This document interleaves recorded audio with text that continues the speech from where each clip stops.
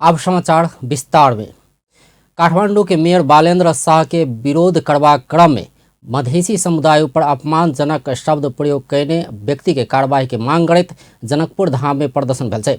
बागमती कात के सुकुम्बासी के हटाव पहुंचल काठमांडू के नगर प्रहरी के प्रतिवाद करवा क्रम में मेयर शाह के अपमानजनक गैर फैजियत कयल गेल कहैत एहि में सम्मेलन के कार्रवाई कर युवा अभियान सब मांग कयलक अछि।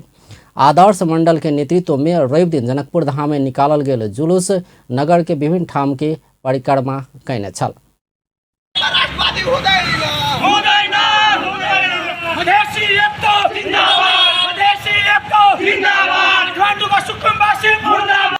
संपूर्ण मधेसी समुदाय के अपमान करने कहत ओ सब कार्रवाई के मांग रख कर धनुषा जिला प्रशासन कार्यालय में ज्ञापन पत्र सेहो बुझौलक अछि।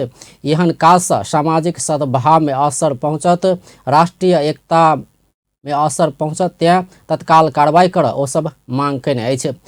अगहन 12 गते महानगर के टोली सुकुम्बासी बस्ती खाली कराबऽ पहुंचल छल। ओहि क्रम में मधेसी के अपमानित करबाक शब्द सब प्रयोग कयल गेल वीडियो अगहन 14 गते सामाजिक संजाल सब में वायरल भेल छल।